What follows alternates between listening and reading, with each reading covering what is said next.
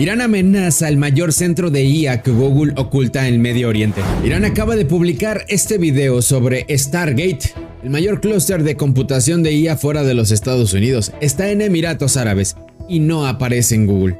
La Guardia Revolucionaria advierte, nada escapa a nuestra vista, aunque Google lo esconda. No es una amenaza directa, es una advertencia. Sabemos dónde está, no dependemos de Google para encontrar nuestros objetivos. Stargate es operado por Oracle, Nvidia y Microsoft. Es el corazón de la IA occidental en Medio Oriente. Si Irán ataca Stargate, el impacto económico sería masivo. No es un centro de datos común, es infraestructura crítica global. El mensaje es para Emiratos Árabes. Si sigues alineándote con el imperio, tus activos estratégicos están en nuestra mira. Irán ya ha atacado a los Emiratos durante esta guerra. Stargate sería un objetivo de alto valor. Irán confirmó ataques contra centros de datos de Amazon en Bahrein y de Oracle en Dubái. La Guardia Revolucionaria afirmó que estas empresas son pilares de operaciones terroristas de Estados Unidos e Israel en la región. El grupo militar lanzó una lista negra de 18 empresas que incluye a Google, Meta y Microsoft. Advirtió que sus sedes serán destruidas. Teherán instó a los empleados a abandonar sus puestos de inmediato y a los residentes cercanos a evacuar por seguridad. Además, se reportó un ataque con drones contra casas estadounidenses en Jordania y amenazas a puntos en Arabia Saudí y Kuwait. Irán justifica los ataques como respuesta a la muerte de sus comandantes. Asimismo, argumenta que estas empresas proporcionan la infraestructura crítica que el Pentágono y la CIA usan para sus ataques con drones. El conflicto escala al terreno digital y físico, donde los algoritmos y los centros de datos son considerados objetivos militares legítimos. Irán ha abierto un nuevo frente en la guerra, la nube digital. Drones atacaron centros de datos de Amazon Web Services en Emiratos Árabes Unidos y afectaron infraestructura cercana a otro centro de datos en Bahrein. ¿Pero por qué? Según medios iraníes, la República Islámica asegura que estos centros de Amazon Web Services también apoyan las actividades militares y de inteligencia del enemigo. It can include security or military-related activity. I couldn't speak to what these particular data centers were involved in, but because these data centers represent important strategic investment and part of large growing partnerships between the U.S. and the Gulf states, hitting this does have a symbolic as well as potentially practical significance. Es poco probable que estos ataques frenen el uso de modelos de IA por parte del ejército estadounidense. Estos sistemas están construidos sobre una infraestructura multicapa diseñada para ser rápida, segura y resistente. Podría haber otros motivos, como afectar la economía de la IA en general. The potential for economic and strategic damage is greater now that many industries are relying on AI as part of their workflows. Los ataques también alteraron la vida diaria, se cayeron apps de reparto y servicios de pago, y este tipo de interrupciones podría debilitar el apoyo a las acciones militares de Estados Unidos en la región. There's been an adage in the last few years about, data being the new oil. And if we're seeing attacks on oil fields and we're seeing attacks on data centers, then we can see yet another way in which this is coming true. Mientras Israel y Estados Unidos gastan millones en cada ataque, Irán está jugando otra guerra, una mucho más barata y a largo plazo muy difícil de vencer. Hoy, los drones se han convertido en una de las armas más importantes del mundo, pero no todos los países los usan igual. Estados Unidos y sus aliados utilizan tecnología extremadamente avanzada, misiles interceptores, radares de alta precisión y sistemas que pueden costar millones de dólares por cada disparo. Irán, en cambio, apuesta por algo completamente distinto: cantidad sobre perfección. Drones como el Shahed 136 drone puede costar alrededor de 20 a 30 mil dólares. Pero para derribar a uno de estos, se pueden usar misiles que superan el $1.000.000 e incluso varios por cada dron. Eso significa que en algunos casos se gastan millones para detener algo que cuesta menos que una camioneta usada. Y aquí está la clave: Irán no lanza uno, lanza decenas e incluso cientos al mismo tiempo. A esto se le conoce como guerra de enjambres. Saturan los sistemas de defensa, obligan al enemigo a gastar más y más. y convierten cada ataque en una batalla económica. Es una estrategia de desgaste. No buscan ganar en un solo día, buscan que el enemigo se canse primero. Por eso, para países como Estados Unidos, el problema no es solo militar, es financiero. ¿Cuánto tiempo puedes sostener una guerra donde cada defensa te cuesta millones y al otro lado le cuesta miles? Lo que esto nos enseña, la guerra ya no es como antes. Hoy, no siempre gana el que tiene más tecnología, sino el que sabe usar mejor sus recursos. Lo barato también puede ser poderoso. La innovación ya no depende solo de grandes presupuestos. El desgaste es la nueva estrategia. Algunas guerras no se ganan con fuerza, se ganan agotando al rival. Este tipo de conflictos no solo cambian la forma de pelear, cambian el equilibrio del mundo y apenas estamos viendo el inicio. ¿Por qué Estados Unidos no se apoderará de Irán? Para ganar una guerra debes seguir los 3 principios de la guerra militar tradicional. 1. Se requieren fuerzas masivas. Los números ganan las guerras. Para conquistar Irán, Estados Unidos necesitaría entre 3 y 4 millones de tropas. Los tanques y vehículos blindados no están diseñados para la guerra en la montaña. Irán es todo montañas, y básicamente se le considera una fortaleza en todos los sentidos de la palabra. 2. Evite el cerco. Mantenga sus tropas libres para maniobrar y evite quedar atrapadas. Las tropas estadounidenses tendrían que ser lanzadas desde el aire sobre Irán. Inmediatamente serían rodeadas por enemigos que harían casi imposible su extracción. Las fuerzas invasoras quedarían atrapadas, convirtiéndose en rehenes del terreno y de la gente, haciendo de esta una misión suicida. 3. Mantener las líneas de suministro garantizando que las tropas tengan acceso continuo a alimentos, municiones y equipos. En este caso, no habría líneas de suministro para el reabastecimiento, ya que los aviones que arrojan municiones y alimentos serían objetivos fáciles para los iraníes en las montañas, de forma similar a cómo los afganos lucharon contra los soviéticos en la guerra de Afganistán. Incluso con una tecnología superior, Estados Unidos no puede satisfacer estos 3 principios esenciales. Si bien el poder aéreo puede ganar batallas, no asegura a las naciones.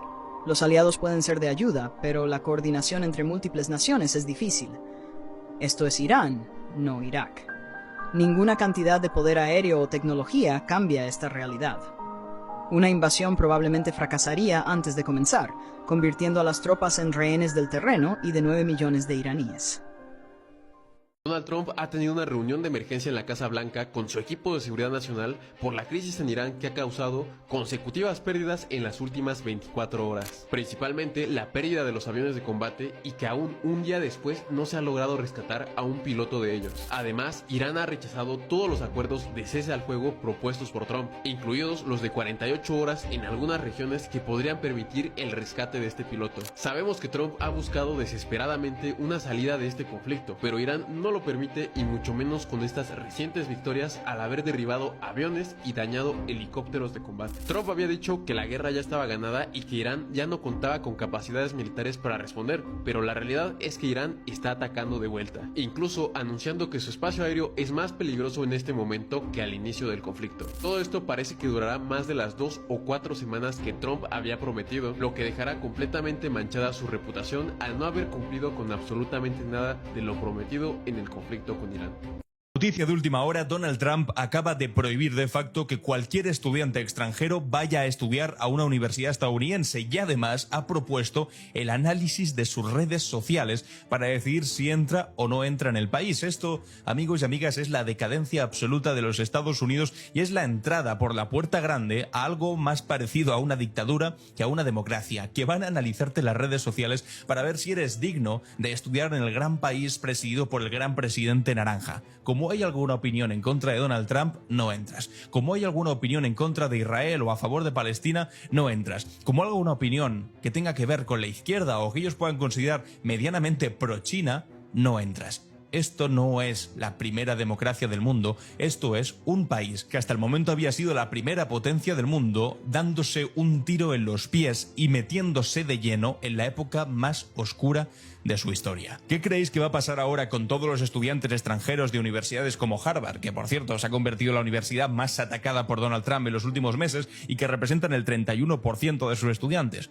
Pues amigos y amigas, primero, que sus labores de investigación, en muchos casos fundamentales para el avance de la ciencia estadounidense, van a quedarse en punto muerto, no van a seguir avanzando, y que, por otro lado, muchas universidades de otros países del mundo van a empezar a reclutarlos.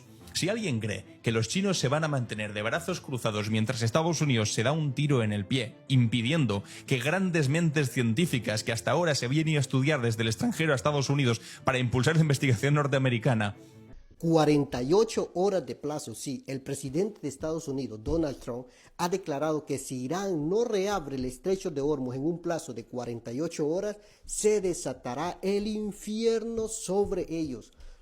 Muchos ingenuos piensan que Jeffrey Epstein solo estaba interesado en abusar de niños y de niñas, que ese era su hobby. Ni siquiera cerca de la verdad. Lo que tenía Jeffrey Epstein es un tremendo negocio de chantaje, que lo utilizaba para aumentar cada vez más su poder y su riqueza. Así es, lo utilizó con Elon Musk, con Bill Gates, con Donald Trump, con todo el mundo. Y ahora se sabe mucho más sobre su conexión con Putin. A través de los emails que se dieron a conocer en los archivos que publicó el Departamento de Justicia, se sabe que Epstein estaba desesperado por meterse en la élite de los espías rusos y también de la sociedad rusa, pero más que nada por estar en el lado positivo de Vladimir Putin. Probablemente porque sabía que de esa manera podía aumentar su poder y su dinero a niveles inimaginables.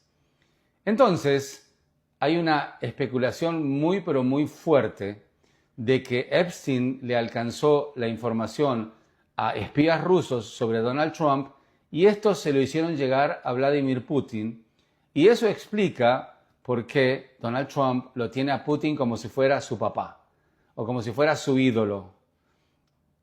Tiene muchísimo sentido. Donald Trump lo trata a Vladimir Putin como si fuera alguien al que le debe algo. Es la primera vez que ese video se muestra traducido al español, ¿eh? Lo acabamos de rescatar, lo tradujimos al español para ustedes, lo traemos en exclusiva en español para ustedes.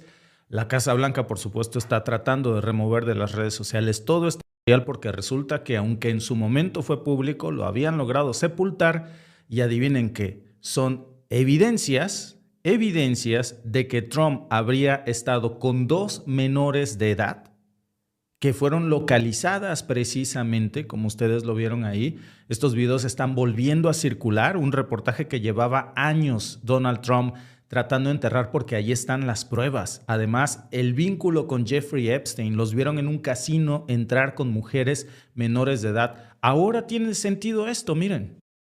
Ahí lo tienen. No respondieron si era falso que estuvo Donald Trump con mujeres menores de edad. Hay evidencia ahora que muestra que sí lo estuvo también con Jeffrey Epstein, y si documentamos esto y lo relacionamos con otras pruebas oficiales que hoy están parcialmente tachadas por el mismo Departamento de Justicia, bajo la administración Trump obviamente, pues la gente ya empezó a unir todos esos puntos. Vaya, amigos, no es ni necesario que nadie les dibuje un mapa o trace una línea. Este video es una prueba sustancial que durante años se presentó como coincidencias incómodas. El presidente Donald Trump aseguró el miércoles que la campaña de Estados Unidos e Israel contra Irán estaba casi terminada, pero anunció ataques muy fuertes contra Irán en las próximas 2 a 3 semanas mientras Washington completa su misión. En respuesta, Irán prometió este jueves ataques devastadores contra Estados Unidos e Israel. Fue su primer discurso a la nación desde que comenzó la guerra el pasado 28 de febrero, un discurso que no logró calmar a los mercados. Los precios del petróleo se dispararon este jueves. Según Trump, tendrán que ser otros países quienes se encarguen de garantizar el tránsito por el estrecho de Hormuz, bloqueado de facto por Irán. Una quinta parte del petróleo mundial pasa normalmente por ese estrecho marítimo y su cierre ha elevado los precios de la energía y ha desestabilizado la economía global. Escuchemos una parte del discurso de Donald Trump transmitido anoche por televisión en hora de máxima audiencia y vamos con la conversación. Gracias a los recientes avances puedo afirmar que estamos bien encaminados para cumplir en breve todos los objetivos militares. En muy poco tiempo intensificaremos las operaciones y los golpearemos muy duro durante las próximas 2 o 3 semanas. Mientras dice que la guerra está casi terminada, Donald Trump anuncia nuevos ataques y más fuertes contra Irán. Es lo que queremos analizar el día de hoy en DW Actualidad en Análisis. Mi nombre es Nicole Gaise Deach y tengo el gusto de saludar a José Díaz Briceño, nuestro corresponsal en Washington, y a Luciano Zácara, analista político de Medio Oriente y el Golfo desde Doha. A los dos, muchas gracias por acompañarnos. Yo sé que han sido días intensos para ambos. José, me gustaría comenzar contigo. ¿Qué balance haces de este discurso? Tengo entendido que lo estuviste siguiendo anoche, que además ha sido un discurso que duró apenas 20 minutos, ¿no? Algo bastante inusual para Trump. ¿Qué nos puedes contar al respecto? Un discurso exactamente de 19 minutos que no cambió mucho la postura de Estados Unidos, excepto esta declaración que básicamente continuarán los ataques de una manera aún más extrema, y quizá la frase más llamativa de este discurso es lo que dijo Trump de llevar a Irán a la edad de piedra con los próximos ataques de las semanas que siguen. El presidente Trump amenazó incluso con atacar instalaciones eléctricas de Irán e incluso pozos petroleros, la infraestructura energética. Todo esto pues obviamente no calmó la ansiedad, sino al contrario la disparó, como se pueden ver en los mercados de futuros de petróleo que se dispararon al no ver clara una salida al conflicto que muchos esperaban sería el motivo del discurso del presidente Trump. ¿Qué es lo nuevo que ocurrió en el discurso? Pues básicamente un discurso solemne ante los estadounidenses en horario estelar desde la Casa Blanca, algo que muchos hubieran esperado ocurriera antes del conflicto hace 34 días y no ahora. Sin embargo, el presidente intentó plantar una cara de éxito para calmar también inquietudes políticas en un año electoral. Claro, Trump insiste que el conflicto está ganado y que Irán, de hecho, está dispuesto a llegar a un alto el fuego. José, ¿dio alguna prueba al respecto durante el discurso? Eso fue algo que dijo durante el día previo a la apertura de los mercados, el día anterior al discurso. Y sin embargo no es claro por parte de los iraníes que haya una negociación importante. Se reconoce desde Estados Unidos que hay contactos, pero no necesariamente hay una claridad sobre el plan supuestamente de 15 puntos que fue entregado por parte de Estados Unidos a través de mediadores. Aquí en Estados Unidos se ve una estrategia pues totalmente encontrada y contradictoria de mantener negociaciones al mismo tiempo de trasladar unidades de marines y expedicionarias del ejército, así como también las amenazas a instalaciones estratégicas. Los cercanos a la Casa Blanca quieren dar una lectura positiva de esto, asegurando que los mensajes encontrados del presidente Trump son básicamente una manera de negociar y de mantener en suspenso a sus propias contrapartes. Lo que es cierto es que la ansiedad donde sí está afectando es aquí a los estadounidenses duramente, pues de alguna manera perplejos y que quisieran ver también, de acuerdo con distintos sondeos, un fin pronto del conflicto. Quiero que entremos más adelante, más en detalle en eso de estos anuncios aparentemente contradictorios. Mientras tanto voy contigo, Luciano, porque Irán ha negado cualquier conversación directa con Estados Unidos. Pero ¿quién está hablando en nombre del país, en nombre de Irán actualmente? Bueno, eso es lo que no está del todo claro y creo que el que no lo tiene para nada claro es Trump. Ha anunciado en diversas ocasiones que lo han llamado, que le han pedido un alto el fuego, que se han comunicado con ellos. Hasta ahora lo único que se sabe ciertamente es que ha habido intercambio de mensajes oficialmente reconocidos por los dos a través de Pakistán, de que han enviado una lista de 15 puntos, de que Irán ha contestado mandando una lista de 6 condiciones, de que ha habido algún contacto extraoficial, parece ser que con Witkoff, no con J.D. Vance como se había dicho en un principio, pero hasta ahora no ha habido ningún avance y generalmente estos contactos se han hecho a través del Ministerio de Asuntos Exteriores, a través de Araghchi. Lo que pasa es que en este momento no está muy claro que sean Araghchi y Pezeshkian los que controlan la política exterior iraní, sobre todo lo que tiene que ver con la estrategia militar. Muchos analistas lo que consideran es que en realidad los que están decidiendo qué hacer desde el punto de vista militar es la Guardia Revolucionaria y por lo tanto cualquier alto el fuego, cualquier discusión sobre la estrategia, incluso sobre la apertura del Estrecho de Hormuz, no es una cuestión que tenga que discutir el Ministerio de Asuntos Exteriores ni Pezeshkian, sino discutirlo con la Guardia Revolucionaria que está ejerciendo el control efectivo del estrecho. Ayer, antes del discurso de Trump, Pezeshkian publicó una carta dirigida a la población de estadounidenses tratando de un poco de limar las asperezas y decir que el problema no era con Estados Unidos, pero también eso marca que hay una diferencia dentro de la élite política iraní entre la parte política, la presidencia y el ministerio, que tratan de reducir tensiones, pero por otra parte vemos que hay una ala más dura, que es la Guardia Revolucionaria, que a pesar del cambio de la dirigencia, sigue teniendo una postura muy dura. Si hay ataques, nosotros seguiremos con los ataques y lo están cumpliendo de acuerdo como estaba previsto en un primer momento.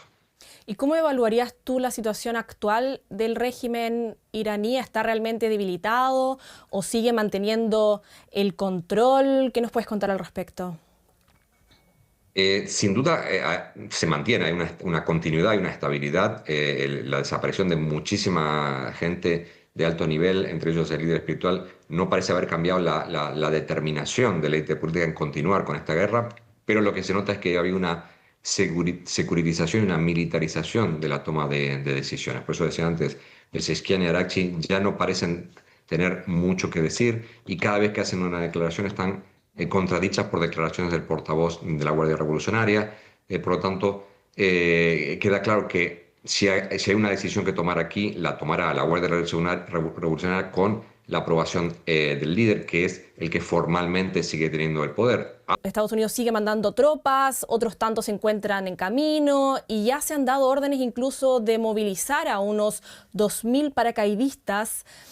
Todos ellos se sumarán a los cerca de 50.000 soldados estadounidenses que ya se encuentran en la zona. Entonces, por un lado, lo que veníamos hablando desde el principio de la entrevista, Trump asegura que la guerra está casi terminada, pero por el otro lado continúa enviando cada vez más tropas, como tú también nos los acabas de decir.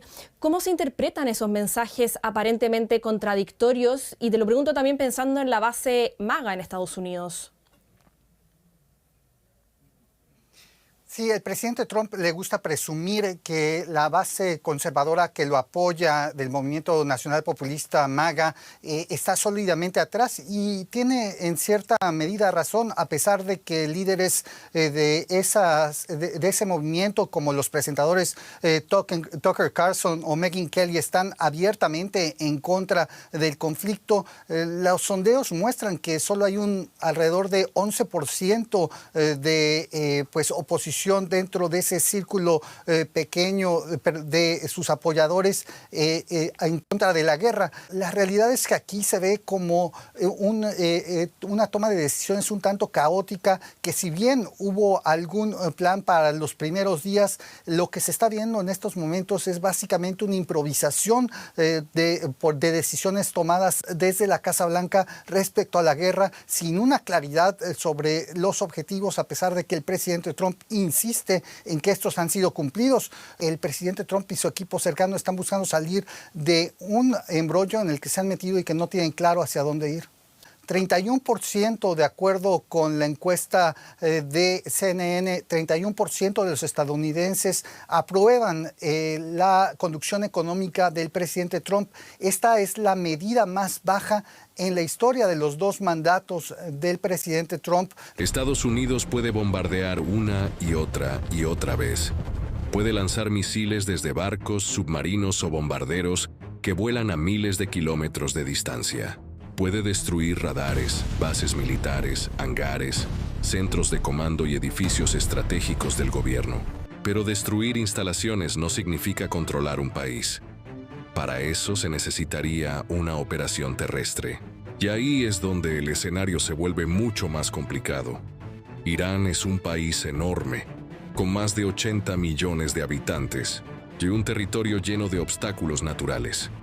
Gran parte del país está cubierto por montañas. Los montes Zagros atraviesan el país durante más de 1000 kilómetros y forman valles estrechos, caminos difíciles y elevaciones desde donde se puede observar todo lo que ocurre abajo. En ese tipo de terreno, cualquier ejército que intente avanzar tendría que hacerlo por rutas muy específicas. Y cuando un ejército solo puede avanzar por ciertos caminos, se vuelve predecible. Imagina una columna de vehículos militares avanzando por una carretera que serpentea entre montañas. Tanques, vehículos blindados y camiones de suministro moviéndose lentamente por el valle. Desde las alturas, pequeños grupos pueden observar el movimiento durante horas. Esperan el momento adecuado, realizan un ataque rápido contra el convoy y luego desaparecen entre los senderos de montaña que conocen perfectamente. Ese tipo de desgaste constante puede frenar el avance de cualquier ejército, pero el desafío no estaría solo en tierra. Irán ha pasado décadas preparándose para una guerra asimétrica. Eso significa que no depende únicamente de grandes batallas tradicionales. También cuenta con miles de misiles y drones capaces de atacar objetivos estratégicos. Muchos de esos misiles pueden alcanzar bases militares estadounidenses en la región. Estados Unidos tiene instalaciones en países cercanos como Qatar, Bahrein, Kuwait e Irak. En caso de un conflicto abierto, esas bases quedarían dentro del alcance de misiles lanzados desde territorio iraní. Pero el punto más sensible está en el mar. Al sur de Irán se encuentra el Estrecho de Hormuz, una de las rutas marítimas más importantes del planeta. Por ese paso circula una enorme parte del petróleo que se transporta en el mundo. Si ese estrecho se vuelve inseguro, el impacto no sería solo regional. Podría afectar economías en todo el planeta. Irán posee lanchas rápidas, drones y minas navales capaces de dificultar el paso de barcos en esa zona. Incluso incidentes pequeños podrían provocar que muchos buques comerciales eviten la ruta por precaución. Y el conflicto tampoco quedaría limitado a Irán. Teherán tiene aliados y milicias en distintos países de Medio Oriente. Eso significa que una guerra podría abrir varios frentes al mismo tiempo en toda la región. ¿Le da a usted la impresión de que Trump tiene pendientes varios problemas psicológicos, algunos de ellos graves, por atender? Tal vez le tranquilice saber que su opinión la comparten numerosos expertos en la materia. O bueno, no sé si tranquilizar es el verbo más adecuado en este caso, teniendo en cuenta que hablamos de los problemas psicológicos del presidente del país con mayor historial de intervenciones militares en el mundo. No son pocos los expertos en salud mental que apuntan a que ciertos comportamientos de Donald Trump pueden y deben describirse en términos clínicos. Según a quien pregunten, el mandatario mostraría rasgos de hipomanía, narcisismo, en sus dos variantes, la mala y la peor, demencia frontotemporal y psicopatía, así como comportamientos antisociales, paranoides y delirantes. Una combinación que en lenguaje menos académico calzaría a la perfección en las categorías de demente, chiflado, lunático o, si nos ponemos todavía menos académicos, loco de bolas. Para el psicólogo John Gardner, Trump muestra claros signos hipomaníacos, lo que explicaría su nula capacidad para admitir algún error, su arrogancia y su impulsividad. Lindas características para alguien con un botón rojo sobre la mesa del despacho, ¿verdad? Para Vince Greenwood, el presidente estadounidense muestra un patrón estructural de varias décadas como psicópata, lo que explicaría cómo logra combinar su innegable carisma con una total ausencia de remordimiento ante el sufrimiento ajeno. Para el neurocientífico Frank George y otros 200 profesionales de la salud mental que publicaron una carta coincidiendo en el mismo diagnóstico, durante su carrera empresarial, Trump comenzó a mostrar claros síntomas de narcisismo patológico, pero tranquilidad, no hay por qué alarmarse, ya que cuando con los años el hoy presidente incursionó en política, su trastorno evolucionó del narcisismo patológico hacia el narcisismo maligno. No me lo estoy inventando. Existe una afección mental con ese nombre y se caracteriza por una sensación irreal de superioridad, comportamiento antisocial y agresivo combinado con sadismo.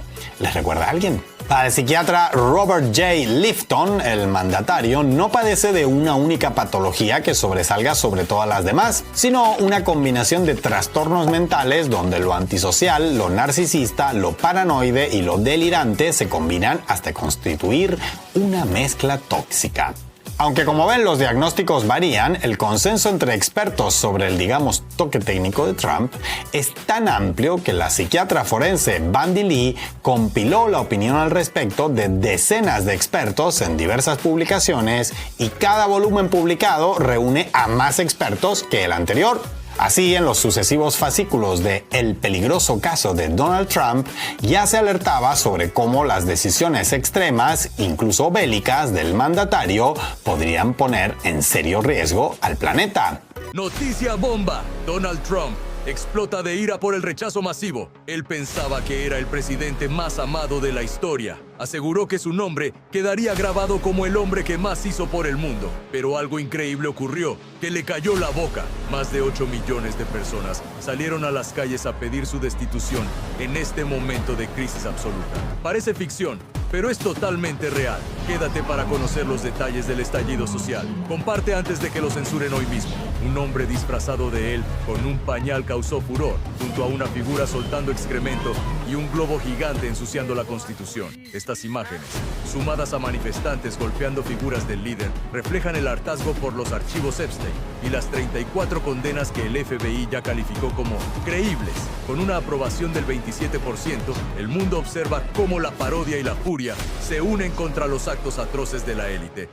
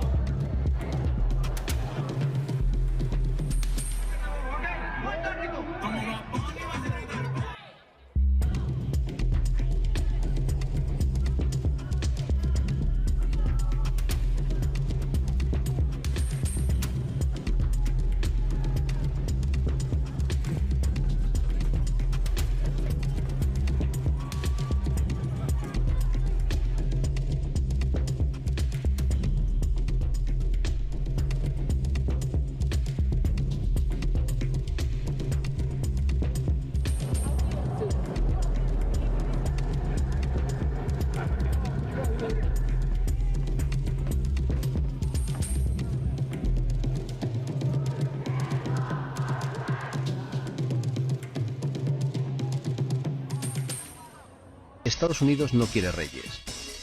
Más de 3.300 manifestaciones en los 50 estados y al menos 8 millones de personas en la calle. El pueblo ha dicho basta, bajo un lema claro.